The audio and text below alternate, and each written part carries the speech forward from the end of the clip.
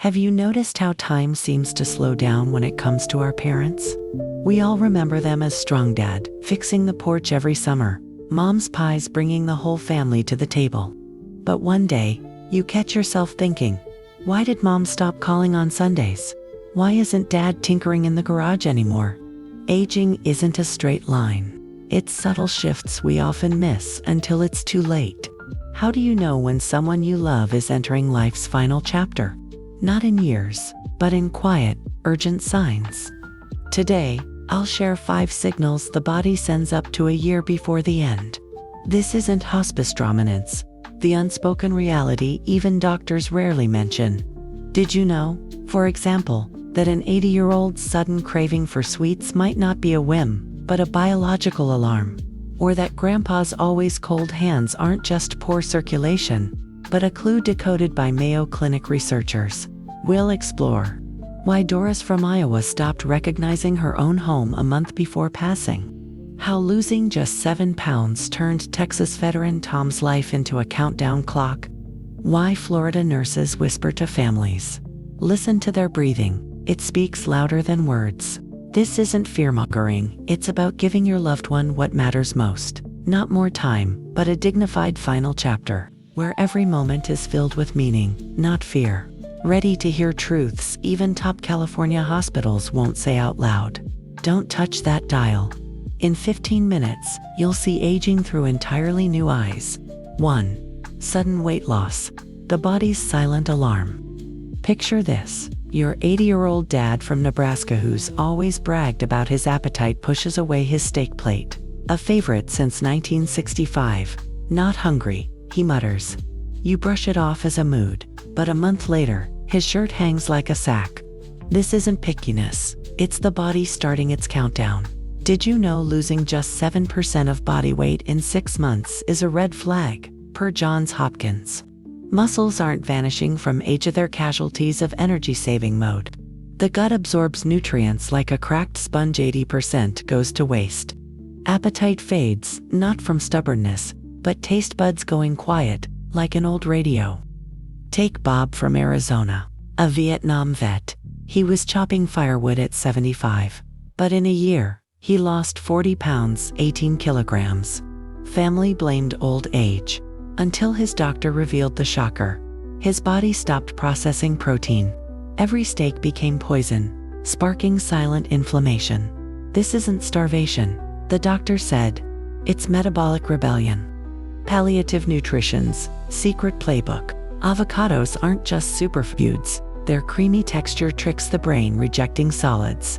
Peanut butter fights silent hunger. 1 spoon equals calorie bomb, no chewing needed. Miami hospice hack. Coconut milk ice cubes. They melt slowly, fueling even those who've forgotten how to swallow. But the real secret isn't food. UCLA research proves nagging eat, just 1 bite, spikes stress, cortisol, speeding decline.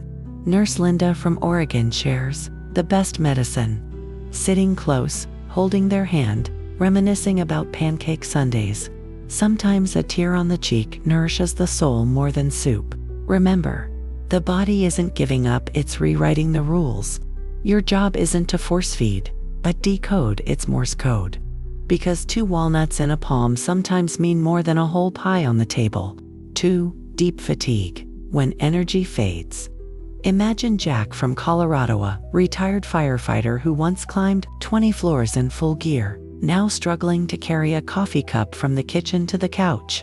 His trembling hands aren't just aging, it's his mitochondria, the tiny powerhouses in his cells, shutting down factories. NIH research shows after 75, their activity drops 40%, turning simple tasks into marathons. But this isn't ordinary tiredness. It's the body switching to emergency power. The heart pumps 30% less blood per beat than at age 50. Lungs, like worn-out bellows, ration oxygen. Muscles, low simulglo, the protein that keeps them charged. The result? A conversation feels like climbing Everest. Take Laura from Florida. At 78, she danced swing on the beach every morning.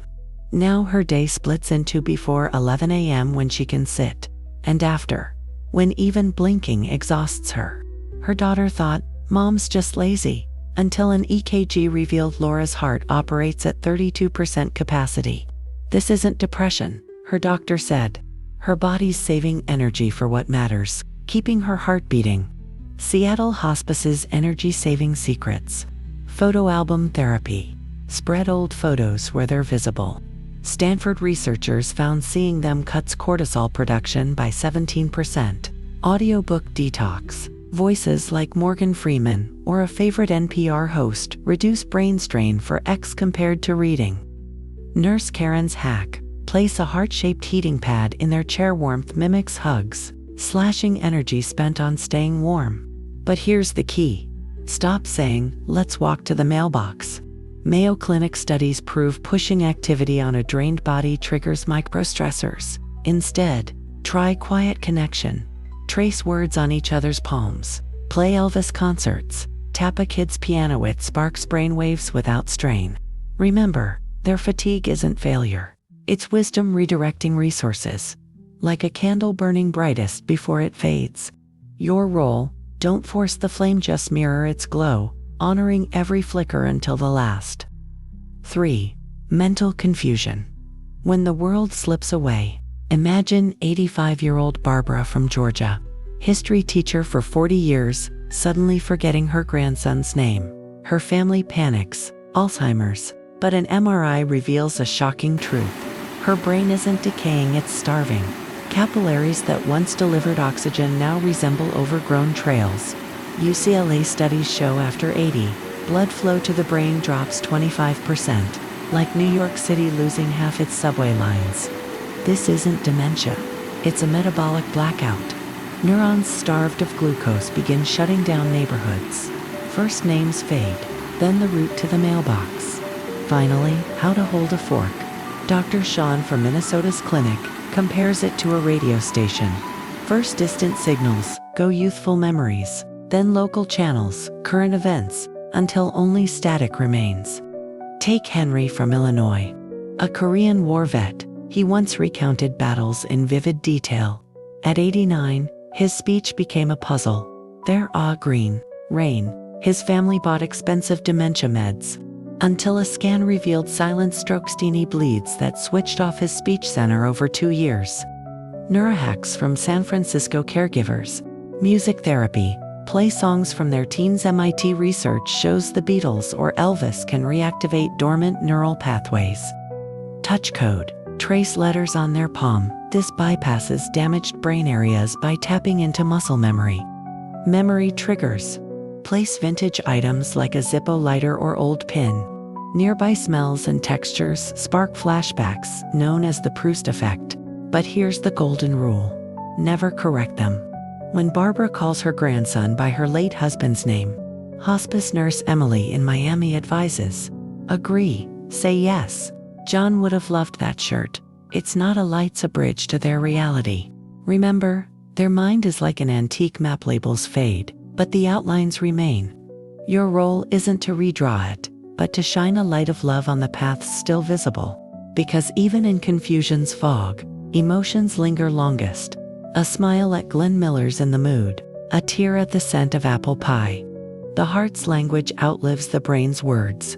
4. Frequent infections. When immunity stands down, imagine 76-year-old Frank from Texas, a former mechanic, who fixed tanks in 100-degree heat, now losing battles against the common cold. His once-stuffed body surrenders to even yeast infections. This isn't weakness, it's immunity, like an old soldier laying down his rifle. NIH data shows after 70 T-cell activity drops 60%, leaving the body's fortress unguarded.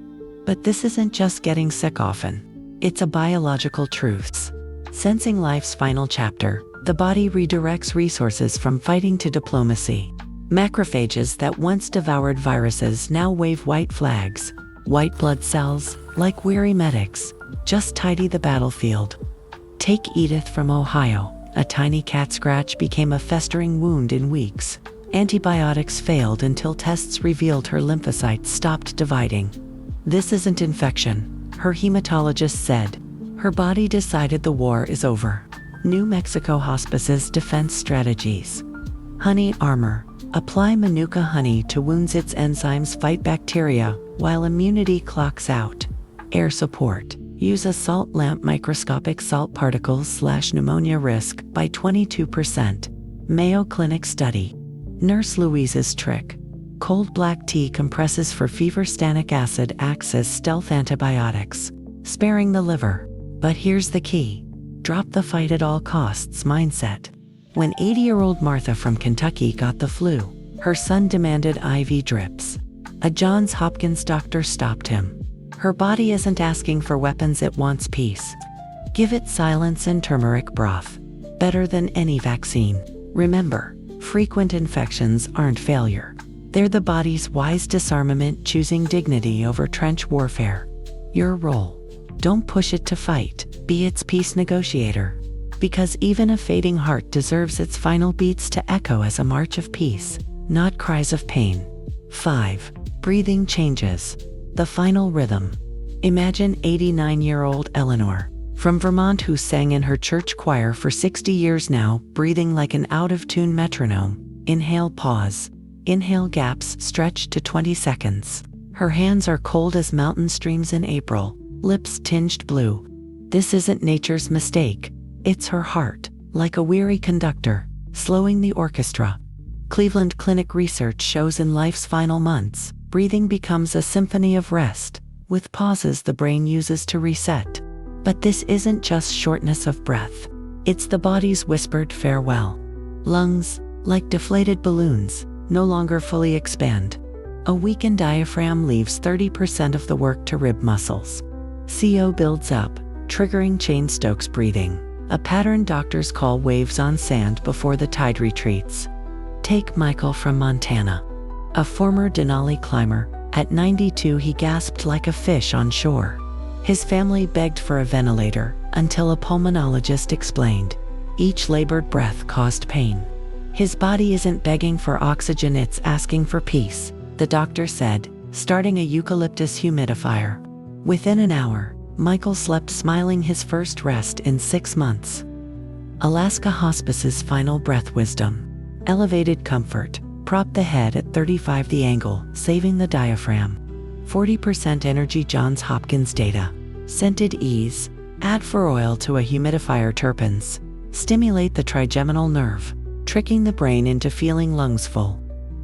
Nurse Grace's ritual. Wrap feet in memory foam wool blankets. Warmth distracts the brain from hypoxia's alarms. But here's the key. Speak softly, hand on their chest. Hearing fades. Last Stanford, neuroscientists proved even comatose brains recognize loved ones' voices. When Eleanor's breath grew jagged, her daughter hummed Amazing Grace, palm over her mother's heart. Each beat felt like a psalm verse. She recalls, remember, final breaths aren't agony. They're a dance between worlds, each movement, the body's conscious choice. Your role isn't to conduct, but to be a quiet accompanist. Like wind carrying an autumn leaf earthward without rushing its fall. Because even in apnea's silence, love echoes louder than any breath. Conclusion. Love as the ultimate medicine. Picture an Arizona sunset, where the sky's colors linger longer than the day itself. Life works the same waits. Brightest hues often blaze, just before fading into darkness. These 5 signs aren't doom's prophecies, but guiding lights placed in your hands. How to read them? Harvard found the answer. Patients whose families openly discussed death experienced 37% less pain in their final months. Take Clara from California. When her 90-year-old father started losing weight, she skipped tests and threw a week of sins. Ice cream at 2 a.m. John Wayne marathons. Letters from his 1948. On his last day, he whispered, "This was my best year, because love is the only nutrient absorbed even by dying cells." Dr. Erickson's Mayo Clinic. Time therapy secrets. Music passcode. Find the song they kissed to at 16. Play it softly during bandage. Changes endorphins will dull pain better than morphine. Photo manifesto. Display 5 key life photos there, a map guiding the brain toward peace. Key question. Dad, What did you dream about in 1955? Answers spark personality through illness's ashes. But here's the core. Don't wait for the right time. A Yale study found 89% nearing death want to laugh over blunders spilled wedding wine. Lost luggage in Rome, naming a son after the dog not discuss disease. Your move. Comment below with the song that made your grandma dance at the first chord. Grandpa's hilarious phrase that became family legend. The sunset color you last watched together. Let every like be a virtual candle in your memory's chapel. Every subscribe a vow to keep their stories alive. Remember, death only wins when we stay silent. Your words are their heart's echo. Like Elvis's whisper from a vintage radio crackling, broken, but sacred to someone.